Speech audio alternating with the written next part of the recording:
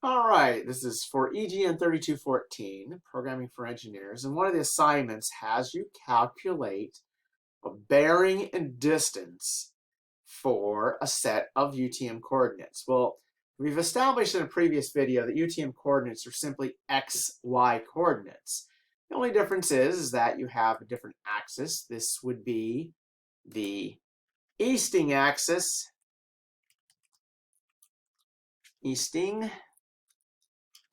kind of might be hard to read.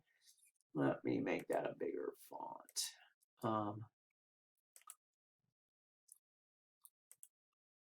Oops, let's see if we can do that. Make that a bigger font.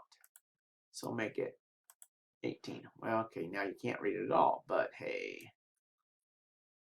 There we go. That would be your easting axis, and guess what that means? This would then be your northing axis. So if you're trying to calculate bearing and distance, the origin will always be E1, N1. I mean, if there's a coordinate 1 and a coordinate 2, coordinate it because you're going to be going somewhere. So let's look at how that would happen here. We're going to be going, let's say we want to go from here to another spot. I'm going to make that a different color. All right. But what we have is a coordinate here that's going to be E2, N2. That's the coordinate. Now, realize that this center is always E1, N1. What we want to calculate then, if we want the bearing, is this angle here. That's angle, let's call it angle 1. Well, that's actually not too hard to do because you're going to use the tangent function, which is always the opposite over the adjacent. Okay, so the adjacent is in this case the northing, and the opposite over here is the actual easting distance. So if I were to put those in here, I think I can do it from this one here. Let's just make it, I'll make it a different color so it's, okay. And here. And those distances are pretty simple. I mean, they're not going to be hard to calculate here. It's going to basically be, in this case, the easting is E2 minus E1, okay? And that distance is E2 minus E1, and this distance is going to be N2 minus N1. Remember that origin is N1. So the tangent of the angle is going to be E2 minus E1 over N2 minus N1. So the arctangent is going to give you the actual angle. You're just going to solve for the angle in this case. So it's not really too terribly hard to do. Okay, well, here's the thing. Okay, so that angle is going to come out. It's going to be in radians, so you have to convert it into degrees. Realize that this is 0 degrees straight up. This easting straight down this line is 90 degrees. Straight down is 180 degrees. Let me write that in here. Okay, whoops, hit the wrong thing. 180 degrees is straight down. 270 degrees is the other direction. And this guy right here, straight out to the right, is going to be 90 degrees. So this first one is going to be this, if the E2 and the N2 are in this quadrant. And how do you know if it's in the quadrant? Well, if it's in the quadrant, N2 is greater than N1, E2 is greater than E1. They're both positive. The differences are going to be positive. Again, not that hard. All right, so now, suppose that angle goes a different direction. Okay, let's say it looks something like this. Okay, and I'm actually going to call this E3, N3. But E3, N3 is going to be, in this case, notice that N3 is less than N1.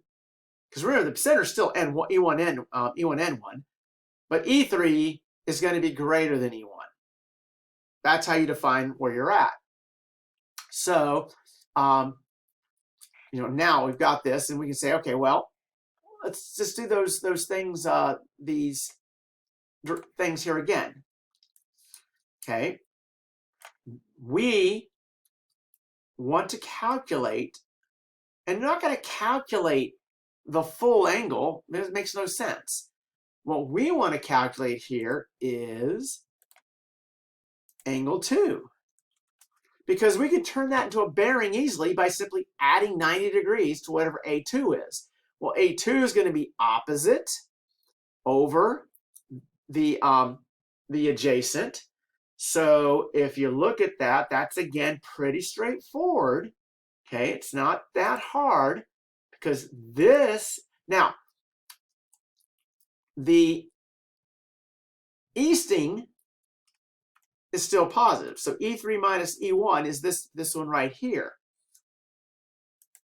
But in the case down here for the other angle, it's actually going to be N1, because we want the distance. It's going to be N1 minus N3. We're going to make this a positive. So now the angle, and this N1 minus N3 is the same as this, so it's still the adjacent part of the angle. So now we can calculate that tangent. Oh, we can actually, the tangent of A2 is going to be the E3 minus E1 over N1 minus N3. Now, if you're doing this in an algorithm, we're probably not going to call this E3 and N3. We're going to probably still call it E2, N2, and just determine that we're in this quadrant. Well, how do we know if we're in this quadrant? Again, pretty straightforward. The second one, E3, is greater than E1. But in this case, N1 is greater than N3 because this is negative. And when you calculate A2, you simply add 90 degrees to it, and you've got this bearing in this direction.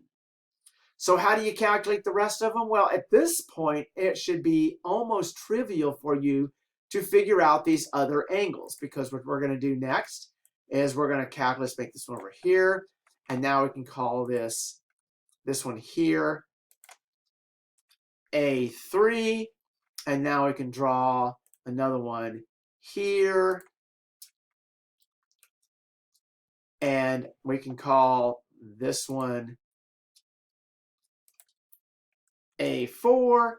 So same thing as before, you're simply going to go ahead and get these distances, okay, and calculate them, which is easy to do. It's just the difference in the coordinates, okay? Positive. Once you've got A3 in degrees, you add 180 to it because you've got this other part, because you're only getting this one angle, and voila, the entire thing literally solves itself at this point. You still need to determine what quadrant you're in to know what you add, whether you add 90 or 180. But notice now when you come out and do these, there's a little bit more here. Again, and you should definitely, before trying to write an algorithm, do it by hand at least one time, or at least understand the hand solution. Oops, I didn't need to move that there. And now I'll make another one that will go from here to here. You can calculate those distances. Opposite, right there, over adjacent, right, oh, sorry, yeah, that's the adjacent, this one right here. And the same thing applies right here also. Those different, let's see if I can get this right there. And you can get those things. Opposite over adjacent. Tangent of theta, tangent of A, opposite over the adjacent. This is basic trig. And if you're in this class, you've had trig. And this is about as basic of trig as you can get. Sine, cosine, tangent. I mean, it doesn't get simpler than that in the trig. That's if you remember anything from trig, remember the definitions of the cosine, the sine, and the tangent. All right. From there, I think you guys can work forward. What you have to do in the algorithm, determine what quadrant you're in. Either this 1, 2, 3, or 4 by looking at the values of E2 and N2. Are they greater than N1 or less than N1? Then calculating the angle, okay, and then adding the appropriate adjustment for the quadrant. Add 90, 180, or 270 based on the adjustment. And if every time you calculate that internal angle, it'll always work. That's it. Hopefully this helps you out a lot.